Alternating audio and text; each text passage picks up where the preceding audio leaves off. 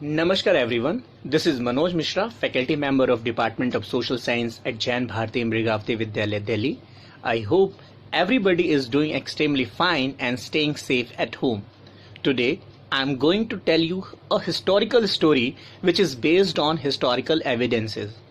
The title of my historical topic is Battle of Tarain. जब रथ क्रांति का थम जाए, चिंतन पर काई जम जाए, तो समझो पीढ़ी हार गई, पुरवा को पछुआ मार गई। जी हाँ, यहाँ पुरवा से तात्पर्य भारत और पछुआ से तात्पर्य भारत और पश्चिम और सेंट्रल एशिया से होने वाले हमले से है। कश्मीर से कन्याकुमारी और अटक से कटक तक फैले हिंदुस्तानी साम्राज्य को किस तरह से तुर्क ताकतों ने अपने अधीन किया, आइए इस छोटे से ऑडियो के द्वारा समझने की कोशिश करते हैं। हम इतिहास में उन घटनाओं का जिक्र हमेशा ही करते हैं जिसमें परिवर्तन की ओर अग्रसर होने की संभावनाएं होती हैं या बदलाव लाने की क्षमता होती है। बैटल ऑफ तराइन इतिहास की ऐसी ही घटना है जिसने हिंदुस्तान को इतिहास को सिरे से ही बदल दिया और राजपुताना हुकूमत को नेस्तानाबूद करते हुए तुर्क ताकत को हिंदुस्तान की दहलीज पर लाकर खड़ा कर दिया। भले ही इन तुर्कों ने भारत को मंगोलों के आक्रमण से बचाया हो, किंतु भारत की सभ्यता और संस्कृति को ही बदल डाला और हिंदुस्तान की धरती में नए इतिहास की इबारत लिखी जाने लगी। इस बैटल ऑफ तराइन का रुख ऐतिहासिकता से करें तो हम देखते हैं कि राजनीति में की गई गलती हमेशा राष्ट्र के इतिहास को बदल देती है, जैसा कि इस बैटल के बाद हमें देखने को मिलता है। The first battle of Tarain was fought in 1191 between the Ghorid against the Chauhan and their allies near Tarain, modern Taraudi, Karnal in Haryana, India. The Chauhan king Prithviraj Chauhan III defeated the Ghorid king Mujahideen, who avenged this defeat at the second battle of Tarain a year later. The Ghorid king Mujahideen, who was seriously injured in the battle, returned to Ghazni and made preparation to avenge his defeat. Historians generally date the second battle of Tarain to 1192, although there is a possibility that it happened in late 1191 Common Era. दोस्तों, battle of Tarain केवल ऐतिहासिक तथ्यों की दास्तान नहीं है, यह एक ऐतिहासिक रंगमंच की वह रणभूमि थी जिसने भारत के इतिहास के मूलभूत संस्कृति अर्थात कल्चर को ही बदल दिया, जिसके परिणाम स्वरूप हिंदुस्तान की तहजीब में तुर्कों की ताकत और प्रशासन को चलाने के लिए नए सिद्धांत बनाए गए। और यह सिद्धांत कोई जातीय समीकरण पर नहीं पनपे थे, बल्कि तुर्कों और मंगोलों की जुझारूपन के मिश्रण से पनपे थे।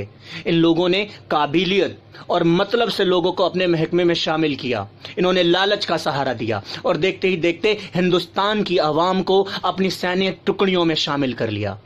हम यहां पर भी देखते हैं कि गोमल दर्रे से होते हुए बंगाल, पूरे के पूरे पश्चिम भारत, उत्तर भारत और यहां तक कि दक्षिण तक तुर्कों ने और उनके बाद की आने वाली पीढ़ियों ने हुकूमत को बनाए रखा, जिसकी शाख 18वीं शताब्दी तक चलती रही।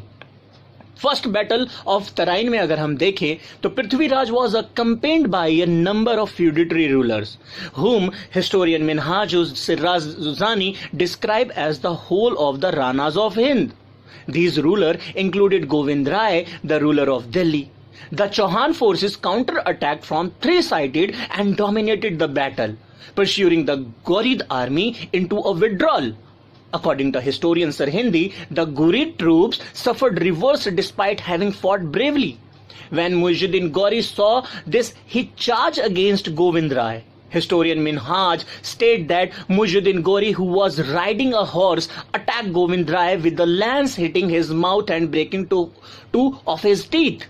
Govind Rai retaliated with a javelin, severely wounding Mujahideen Ghori upper arm. According to Minhaj, Mujahideen would have died or been captured had a young soldier not led his horse to safety.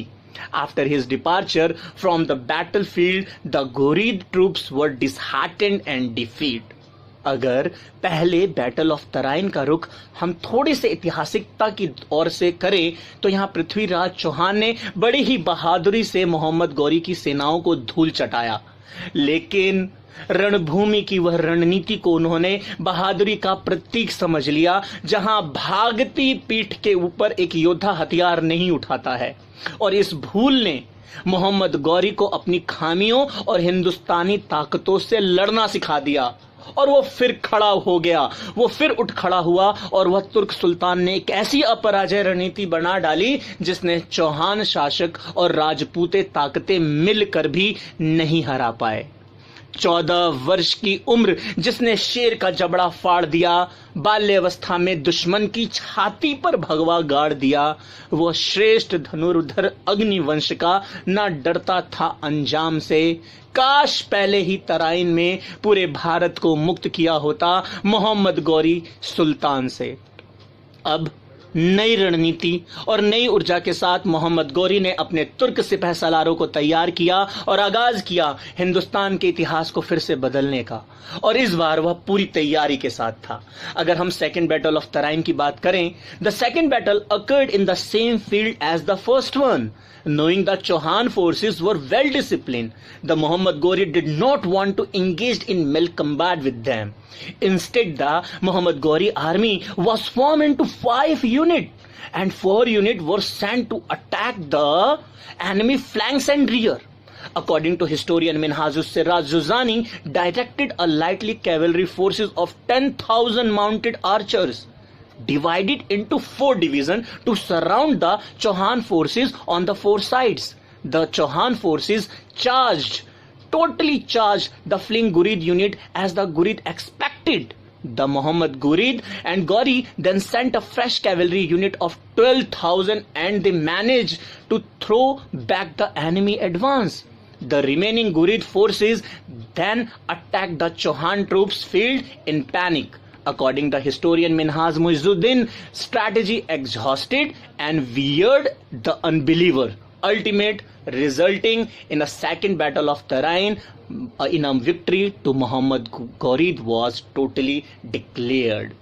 अगर हम conclusion की ओर जाएं और इसका मूल्यांकन करें, after math की situation को समझने की कोशिश करें, तो Muhammad of Ghor captured Ajmer after killing several thousand defender, enslaved many more, and destroyed the city temples. He followed up this victory by defeating Jaichand in the battle of Chandavar.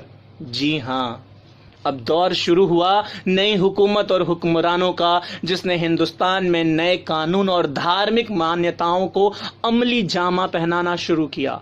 ये दौर था अपने को ताकतवर साबित कर अपनी कुव्वत दिखाने का, और इसी का परिणाम था कि अनेक हिंदू और जैन मंदिरों को तोड़कर तुर्कों ने दिल्ली में कुव्वत इस्लाम मस्जिद बनाकर तमाम हिंदुस्तान के शासकों के आगे चुनौती प्रस्तुत कर दी।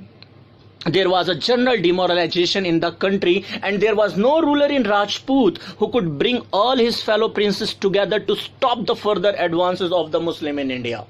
The Ghori destroyed the pillars and foundation of idol temples and built their stead mosque and college. The precepts of Islam, the custom of law were established. Son of Prithviraj was made the ruler of Ajmer, and he promised to pay tribute only.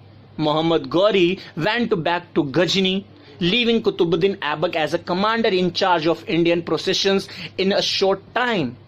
Qutbuddin conquered Meerut, Kol and Delhi and made Delhi the seat of his government.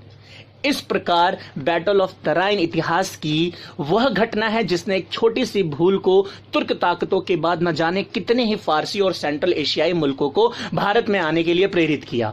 इतिहास की यह घटना ऐतिहासिकता के उस कसौटी पर बिल्कुल खरी उतरती है जहां हम ये कह सकते हैं कि जंग जीतने के लिए मानवीय सिद्धांत से ज्यादा जंग के सिद्धांत कारगर होते हैं, जहां सब कुछ जायज होता है। उम्मीद ही नहीं, पूरा विश्वास है कि ये छोटी सी ऐतिहासिक कहानी आपको पृथ्वीराज चौहान और मोहम्मद गौरी के बारे में जानने के लिए